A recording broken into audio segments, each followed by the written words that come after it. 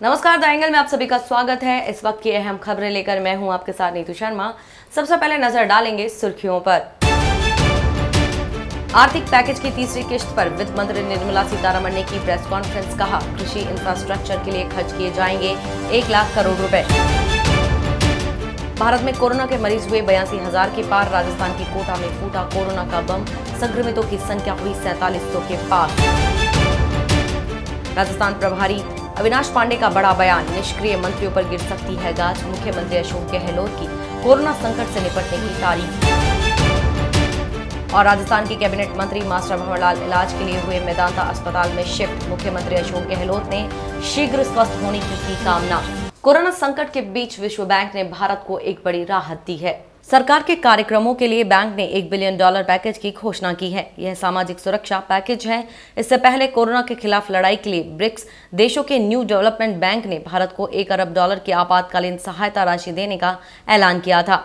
भारत के लिए विश्व बैंक के निदेशक जुनैद अहमद ने कहा कि सामाजिक दूरी के कारण अर्थव्यवस्था में मंदी आई है। भारत सरकार ने गरीब कल्याण योजना पर ध्यान केंद्रित किया है ताकि गरीबों और कमजोर लोगों को बचाने में मदद मिल सके। एक स्वास्थ्य पुल बनाया जा रहा है और अर्थव्यवस्था को पुनर्जीवित करने का कार्य किया जा रहा है। पीएम मोदी की ओर से घोषित 20 लाख करोड़ के पैकेज के तीसरे हिस्से का ऐलान वित्त मंत्री निर्मला सीतारमण ने किया। वित्त मंत्री निर्मला सीतारमण ने कहा कि पीएम मोदी ने 12 मार्च को आत्मनिर्भर भारत के लिए सप्लाई चेन और डेमोग्राफी की बात की थी। आज कृषि और इससे जुड़ी गतिविधियों पर फोकस रहेगा। उन्होंने कहा कि भारत की अधिकांश जनसंख्या कृषि पर आधारित है। आज इनके लिए 11 कदमों का ऐलान किया जाएगा। हर्बल खेती के लिए 4,000 करोड़ रुपए खर्च किए जाएंगे। 10 लाख हेक्टेयर में खेती होगी। इससे किसानों को 5,000 करोड़ रुपए की आमदनी होगी। पशुपालन में इंफ्रास्ट्रक्चर विकास के लिए 15,000 करोड़ रुपए खर्च किए जाएंगे। इससे अधिक दूध उत्पादन होगा और प्रोसेसिंग यूनिट आदि लगाए जाएंगे। पीएम मत्स्य संपदा योजना के लिए 20,000 करोड़ रुपए रखे गए हैं। इसके वैल्यू चेन में मौजूदा खामियों को दूर किया जाएगा। 11,000 करोड़ रुपए समुद्री मत्स्य पालन और 9,000 करोड़ रुपए इसके लिए इंफ्रास्ट्रक्चर तैयार करने के लिए खर्च किए जाएंगे। इससे अगले 5 साल में मत्स्य उत्पादन 70 लाख टन बढ़ेगा। इससे 55 लाख लोगों को रोजगार मिलेगा और निर्यात दोगुना होकर 1 लाख करोड़ रुपए का हो जाएगा। किसान देश का पेट भरने के साथ निर्यात भी करता है। अनाज भंडारण, कोल्ड चेन और अन्य कृषि आधारित इंफ्रास्ट्रक्चर के लिए 1 लाख करोड़ रुपए खर्च किए जाएंगे। कृषि उत्पादक संघ, कृषि स्टार्टअप आदि का भी इसका लाभ होगा। भारत की हवाई मारक क्षमता को बढ़ाने वाले राफेल लड़ाकू विमान इस साल जुलाई के अंत तक फ्रांस से भारत पहुंचना शुरू हो जाएंगे। पहले इन लड़ाकू विमानों की डिलीवरी मई आखिरी में होने वाली थी, लेकिन कोरोना वायरस की वजह से भारत और फ्रांस में पैदा हालात के कारण इसे 2 महीने के लिए स्थगित कर दिया गया। इस विमान से हवाई क्षमता के मामले में भारत को पाकिस्तान और चीन दोनों पर बढ़त मिल जाएगी। विमान पंजाब के अंबाला एयरबेस पर उतरेंगे। रक्षा सूत्रों ने कहा कि 2 सीटों वाले 3 प्रशिक्षण विमान सहित पहले 4 विमान जुलाई के अंत तक अंबाला एयरबेस पर पहुंचने लगेंगे। ये लड़ाकू विमान आरबी सीरीज के होंगे। आरबी सीरीज के विमान को वायुसेना प्रमुख RKS भदौरिया के सम्मान में उड़ाया जाएगा, जिन्होंने 36 राफेल विमान के सौदे में अहम भूमिका निभाई थी। सुप्रीम कोर्ट ने प्रवासी मजदूरों के मामले पर सुनवाई की। अदालत ने कहा कि देश भर में प्रवासी मजदूरों की गतिविधियों की निगरानी करना या उन्हें रोकना असंभव है। अदालत ने कहा कि सरकार को इस संबंध में आवश्यक कार्रवाई करनी चाहिए। केंद्र सरकार ने अदालत को बताया कि देश भर में प्रवासी कामगारों को उनके गंतव्य तक के लिए परिवहन उपलब्ध कराए जा रहे हैं, लेकिन उन्हें पैदल चलने के बजाय अपनी बारी का इंतजार करना होगा। न्यायमूर्ति एल नागेश्वर राव की अध्यक्षता वाली पीठ ने सभी जिला अधिकारियों से फंसे हुए प्रवासी कामगारों की पहचान करने, उनके लिए मुफ्त परिवहन सुनिश्चित करने से पहले आश्रय भोजन उपलब्ध कराने के लिए केंद्र को निर्देश देने की मांग वाले एक आवेदन पर विचार करने से इनकार कर दिया। वीडियो कॉन्फ्रेंसिंग के जरिए सुनवाई करने वाली पीठ को मेहता ने कहा कि राज्य अदालत में यह याचिका वकील आलोक श्रीवास्तव ने दायर की थी। प्रवासी मजदूरों को लेकर देश में राजनीति तेज हो गई है। प्रवासी मजदूरों के पलायन को लेकर भाजपा पश्चिम बंगाल सरकार और सीएम ममता बनर्जी पर हमलावर है। इसे लेकर पार्टी प्रवक्ता संबित पात्रा ने प्रेस कॉन्फ्रेंस में बंगाल सरकार को निशाने पर लिया। ममता सरकार पर निशाना साधते हुए उन्होंने कहा कि ममता बनर्जी ने अजमेर दरगाह से फंसे लोगों को निकालने के लिए ट्रेनें चलाई, लेकिन अन्य जगहों से क्यों नहीं? बाकी जगहों से फंसे लोगों को लाने में बंगाल सरकार की कोई रुचि नहीं है। उन्होंने पूछा कि आखिर ममता सरकार श्रमिक ट्रेनों को चलाने की इजाजत क्यों नहीं दे रही है। पात्रा ने कहा कि कांग्रेस शासित राज्य श्रमिक ट्रेन चलाने की इजाजत नहीं दे रहे हैं। संबित पात्रा ने कहा कि जिस राज्य में मजदूर है और जहां उन्हें जाना है वहां दोनों राज्यों की सरकारों से अनुमति लेनी पड़ती है। अभी तक पश्चिम बंगाल की सरकार ने सिर्फ 9 ट्रेनों को जाने की मंजूरी दी है। दुनिया वैश्विक महामारी कोरोना के कहर से लगातार जूझ रही है। इस वायरस से मरने वालों की संख्या 3 लाख के पार हो गई और संक्रमितों की संख्या 44 लाख से ज्यादा हो गई है।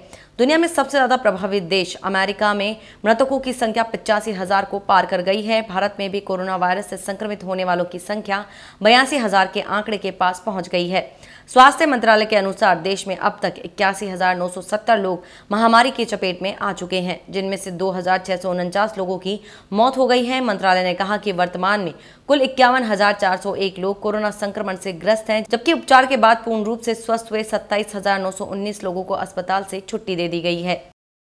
बद्रीनाथ धाम के कपाट तड़के 4:30 पर खोल दिए गए। इस मौके पर बद्रीनाथ धाम के मुख्य पुजारी, धर्माधिकारी, अपर धर्माधिकारी व अन्य पूजा स्थलों से जुड़े 11 लोग भी शामिल हुए।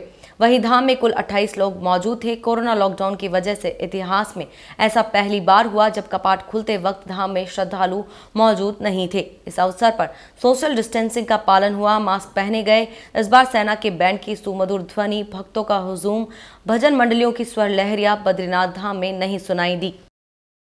लॉकडाउन के दौरान अन्य राज्यों में फंसे प्रवासी मजदूरों को उनके जनपद में स्पेशल प्रवासी श्रमिक ट्रेनों के माध्यम से पहुंचाया जा रहा है। सभी प्रदेशों में लॉकडाउन में मिली शर्तों के साथ ढिलाई देने की केंद्र सरकार के आदेश के बाद दूसरे राज्यों में रह रहे प्रवासी मजदूरों और छात्रों को लाने की कवायद शुरू की गई है, जिसको लेकर सरकार मजदूरों को लाने के लिए तेजी से काम कर रही है। इसके मद्देनजर यूपी के नैनीताल डीएम और एसएसपी ने लालकुआ जंक्शन का जायजा लिया और यहाँ के इंतजाम देखे। इधर जिला अधिकारी संबिन बंसल ने बताया कि प्रवासी मजदूरों को उनके घर तक पहुंचाने के प्रशासन ने पूरी बसों की तैयारियां कर ली हैं।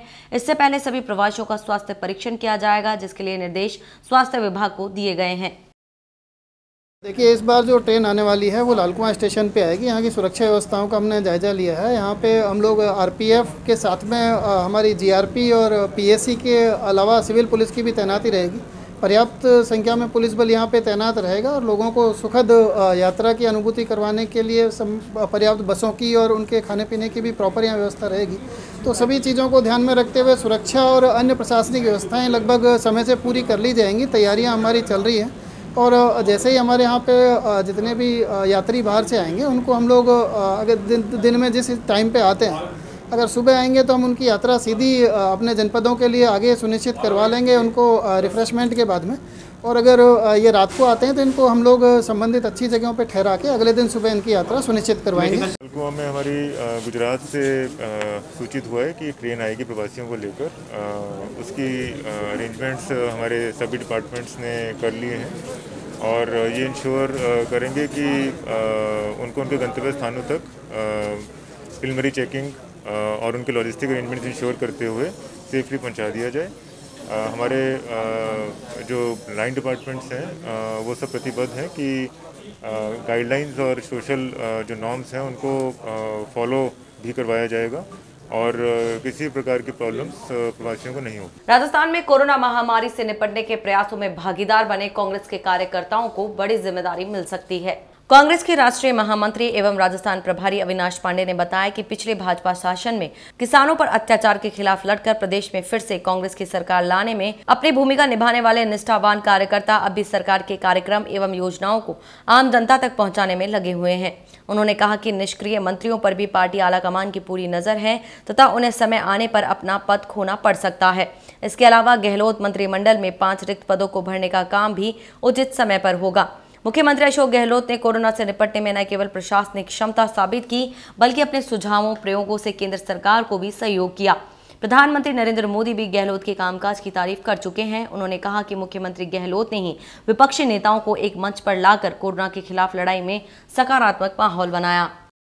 राजस्थान सरकार में कैबिनेट मंत्री मास्टर भंवरलाल मेघवाल को जयपुर के एसएमएस हॉस्पिटल से गुड़गांव के मेदांता हॉस्पिटल में शिफ्ट कर दिया गया है। मंत्री मेघवाल को एयरलिफ्ट के जरिए मेदांता हॉस्पिटल में शिफ्ट किया गया है। एसएमएस हॉस्पिटल जयपुर से ग्रीन कॉरिडोर बनाकर उन्हें एम्बुलेंस के माध्यम से सांगानेर स्थित जयपुर एयरपोर्ट पर पहुंचाया गया। इस दौरान सूबे के मुख्यमंत्री अशोक गहलोत, चिकित्सा मंत्री डॉक्टर रघु शर्मा, एसएमएस अस्पताल के अधीक्षक डॉक्टर सुधीर भंडारी, अस्थमा रोग विशेषज्ञ डॉक्टर वीरेंद्र सिंह भी एयरपोर्ट पर मौजूद रहे।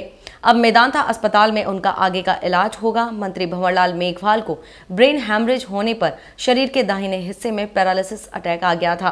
कैबिनेट मंत्री भंवरलाल मेघवाल के परिजनों ने डॉक्टर वीरेंद्र सिंह की सलाह पर मुख्यमंत्री अशोक गहलोत शुरू से ही मेघवाल के स्वास्थ्य की स्वयं मॉनिटरिंग कर रहे हैं। उन्होंने मेदांता हॉस्पिटल के चेयरमैन डॉक्टर नरेश त्रेहान से बातचीत कर मेघवाल के शिफ्ट कराने की व्यवस्था करवाई। मुख्यमंत्री अशोक गहलोत के निर्देश पर मेघवाल के उपचार के लिए 8 विशेषज्ञ चिकित्सकों की टीम भी गठित की गई थी। यही टीम अब तक लगातार उनका उपचार कर रही थी। राजस्थान में लगातार कोरोना मरीजों की संख्या में इजाफा हो रहा है। शाम 5 बजे तक 154 नए पॉजिटिव केस सामने आए। इनमें कोटा में 48, उदयपुर में 38, पाली में 13, जोधपुर में 12, जयपुर में 11, जालोर में 5, राजसमंद और सीकर में 3-3, जैसलमेर, अजमेर और चूरू में 2-2, चित्तौड़गढ़, बाड़मेर, झुंझुनू, करौली, दौसा, डूंगरपुर, बारां, भरतपुर में 1-1 संक्रमित मिला। साथ ही बीएसएफ के 6 जवान भी संक्रमित मिले। वहीं मध्य प्रदेश का एक व्यक्ति भी पॉजिटिव मिला, जिससे राज्य में कुल पॉजिटिव का आंकड़ा 4688 पहुंच गया। वहीं राज्य में मौत का आंकड़ा 125 पर पहुंच गया है। प्रदेश में सबसे ज्यादा कोरोना संक्रमित जयपुर में है। जोधपुर के बावड़ी क्षेत्र के भवात के युवा कोरोना के इस महामारी में कोरोना योद्धा की तरह सेवा दे रहे हैं। इसके साथ साथ अन्य लोगों के लिए प्रेरणा बने हुए हैं। जानकारी के अनुसार गुजरात के मोरवी में कपास बीनने का कार्य करने वाले मजदूर लॉकडाउन के चलते कार्य नहीं मिलने से परेशान होकर 10 दिन पहले गुजरात से अपने राज्य हरियाणा के लिए छोटे छोटे बच्चों को लेकर 10 दिन पैदल ही निकल गए थे। वे आज भवात फाटे पर पहुंचे, जहां भवात निवासी दिनेश बिश्नोई, अशोक एडवोकेट और बंसीलाल ने इन मजदूरों को छोटे छोटे बच्चों के साथ देखा तो इनका दिल पसीज गया। उन्होंने उन्हें चाय, नाश्ता और भोजन करवाया। भवात के इन युवाओं ने अपनी ओर से निजी वाहन की व्यवस्था कर इनको बावड़ी उपखंड कार्यालय पहुंचाया, जहां पर उपखंड अधिकारी हेताराम चौहान, तहसीलदार धन्नाराम गोदारा ने सिरसा हरियाणा का अनुमति पत्र देकर इन युवाओं का मानवता का कार्य करने के लिए आभार प्रकट किया। अनुमति पत्र देते समय एसडीएम हेताराम चौहान ने इन मासूमों को सफर में बिस्किट, नमकीन व नाश्ते की व्यवस्था करवाई।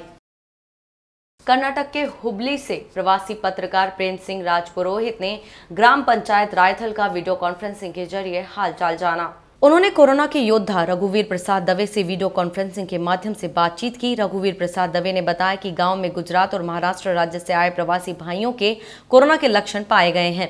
ग्राम पंचायत रायथल में कोरोना के 4 कोरोना पॉजिटिव संक्रमित मिलने के बाद प्रशासन सतर्क हो गया है। गाँव में कर्फ्यू लगाकर गाँव की सीमा सील कर दी है। वहीं रघुवीर प्रसाद देव ने बताया कि ग्राम पंचायत रायथल के पूर्व सरपंच मोहन भाई सुतार लंबी बीमारी के बाद गाँव में निधन हो गया। पूर्व सरपंच मोहन भाई सूत्रा के निधन का समाचार सुनने पर प्रेम सिंह ने शोक जताया। इस बुलेटिन में ये थी अभी तक की खास खबरें। देखते रहिए द एंगल। नमस्कार।